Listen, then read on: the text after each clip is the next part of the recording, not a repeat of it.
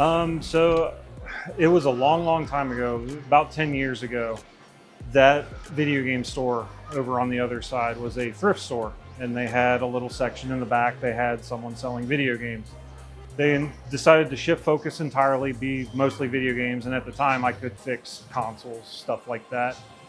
And they needed somebody to fix stuff, and I walked in and said, I'm your guy, and I've been with them ever since, and we've kind of grown.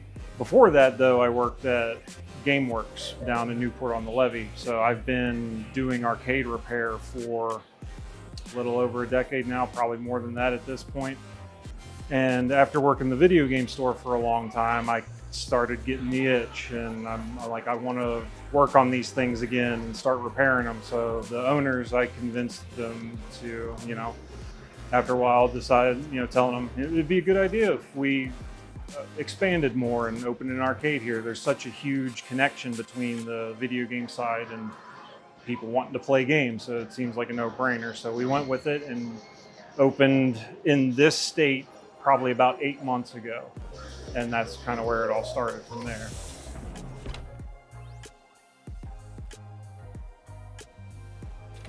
There's so much into it, especially with pretty much everything that we did. We went with a ground floor approach. We got everything we could, not working, as cheap as we could, and I fixed them up. And so depending on what it is, you got your main components of your game board, your monitor, and then your controls and everything going out of it. So a lot of it, the biggest hurdle with actually working on these, for me still even, is the monitors. So like, especially if one goes down while we're open, trying to get that fixed, not easy. But there's so much that goes into it. Thankfully, with our model that we went with, we don't have to worry about coin mechs and stuff like that, with everything being just on free play.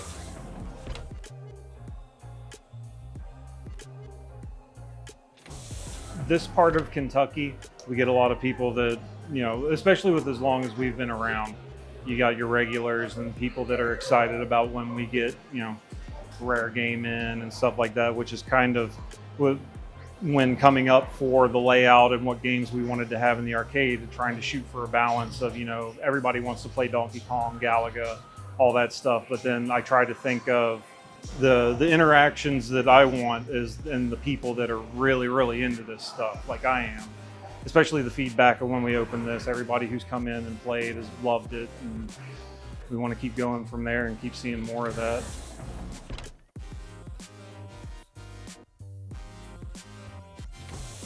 I have a picture of me in my grandpa's lap with an NES controller in my hand, where it's like I could play Super Mario Brothers before I could walk. So like, it's always just been like a ingrained thing in me,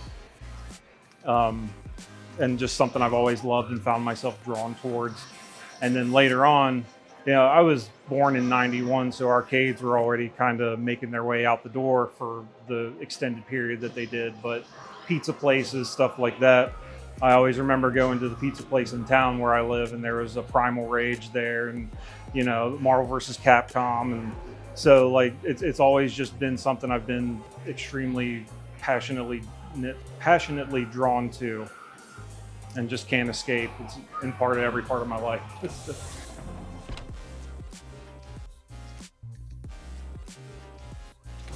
So far, the only event we've really held, we hosted a retro Pokemon tournament type deal, where they brought in their own copies of the game, and we had some GameCubes set up in the back, and they all played competitive Pokemon 3rd generation, so Pokemon Coliseum, that kind of stuff, which is something we definitely want to do more of.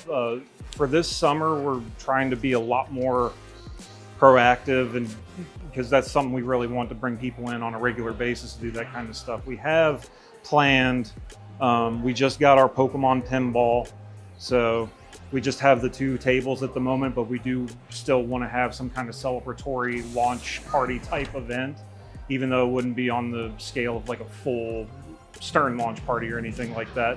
It's still something we want to do. And then starting hopefully beginning of July, something I've been wanting to run for a while, and the owners really think it's a great idea. We want to start running regular Smash Bros type stuff. So that would be like a weekly Friday, Saturday night. We just have a bunch of, Smash Bros 64 set up. You come in, get your games in, you play. Kind of like how you'd play with your buddies back in the day, just 4 people on one thing. Not so much a tournament type thing, but more of like a league, I guess I'd say, where you come in, you get your games in, you get your wins, we tally them up, and then at the end of the month, hand out some prizes based on who won the most, who showed up the most, stuff like that. Those are the 2 main things that we have planned right now, but there's more. Once we get the ball rolling on that, more arcade related stuff. We want to start doing like a weekly high score challenge, stuff like that to get people more involved. But it's all kind of still in the, I guess, idea of, the early stages of what we want to do with it. We've got to kind of figure out how exactly we want to go about running it and stuff like that. Because I'm personally not, like, I've never ran events or stuff like that before. So there's going to be a big learning curve, but we want to get people in for that kind of stuff. So we're planning on doing a lot of it.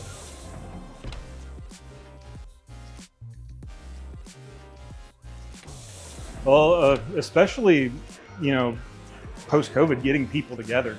I know online is a really big thing, but there's nothing like, and we see it a lot here, especially like with our Pong machine and stuff. People are here just hanging out, having fun, and there'll be 3 people on the Pong, and someone comes up and just says, "Hey, you got room for one more? Can I play with you?" And making those connections and, meeting other people who are excited about video games and pinball in real life on a location like that.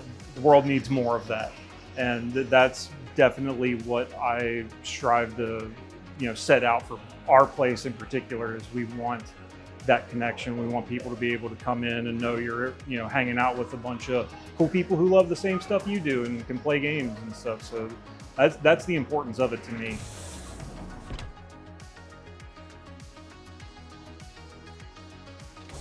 So my very first memorable one, I mentioned the story about me sitting in my grandpa's lap.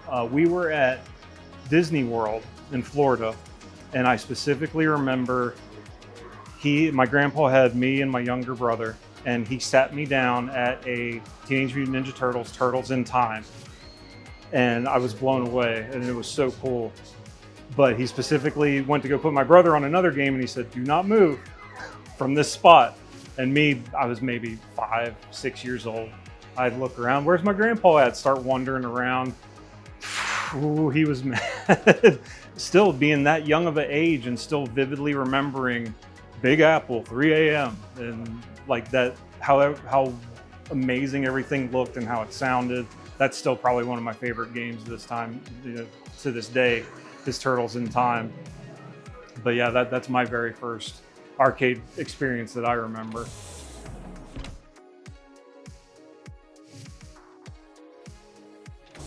My top favorites. So I'm a little bit biased. We do have a completely custom built Legend of Zelda one that I built. So that's one of my favorites just because everything that went into that. But I'd say probably top 5 that we have right now. And I'm actually just opening up and just starting out. I'm amazed with the lineup we were able to get. But Battletoads, original Ninja Turtles. We've got a Metal Slug in the Neo Geo over there. That's a top favorite of mine. Golden Axe, and then probably our Pokemon Pinball. It's been one of my favorites. So that's probably my top 5 of the ones I keep finding myself drawn towards and playing after we close at night. And I'm like, I got a couple of minutes. I can play some Battletoads real quick. But I'm amazed that we've been able to come up with that many great titles, especially some of my favorites.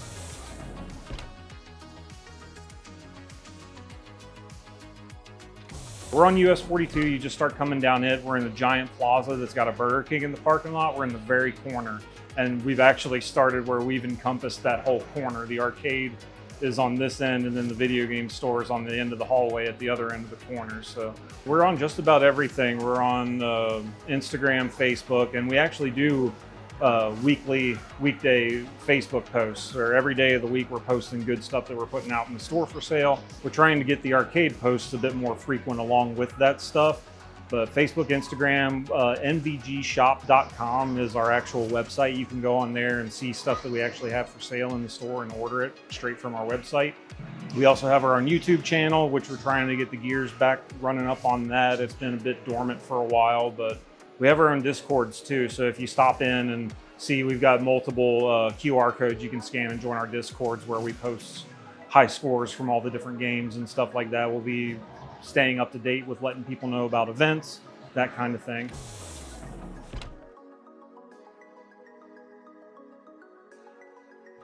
The only thing extra I'd want to say is I look forward to, if you see this video and you stop in and say you saw the video, say hi. I'd be happy to talk to you about video games and stuff like that, and play me in some Pokemon.